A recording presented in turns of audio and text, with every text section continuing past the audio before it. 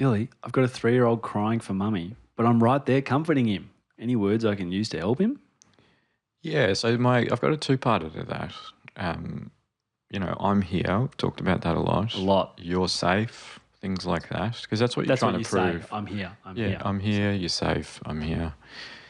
The evidence around attachment is that one really big component of it is physical contact and touch as part of that comforting. And I think we get caught up, especially in older kids, being like, I need to say the right thing.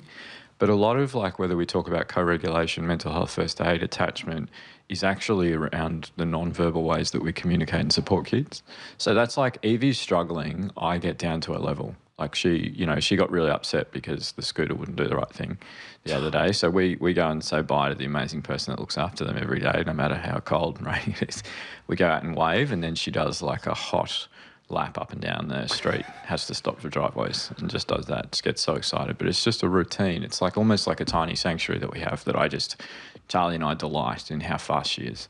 But the scooter came out and the scooter did the wrong thing. She didn't even fall, but she cracked it and was getting really upset. Now, what I've learnt with Evie is that I actually don't go to her. She has to come to me, but I get down on her level and I drop down low. I've got Charlie in my arms. I drop down low and she comes to me. I go, come to me. And she comes to me and we do breathing exercises. Now, it's so exaggerated. She's like, but it does. I'm teaching her like really early co-regulation in the hope that it helps her self-regulate when she's older.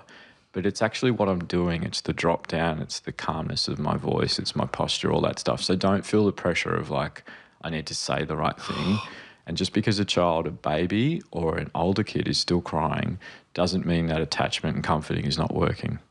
So that's not the predictor of whether it's working or not. Because it may not work specifically in the moment, but you're teaching them something longer term and as sometimes kids who aren't crying or stop crying, it's not because there's healthy attachment. It's because they've lost faith in that support. So it's not a good metric of, they never cry anymore. So everything's fine, especially around things like drop-off and stuff. Okay.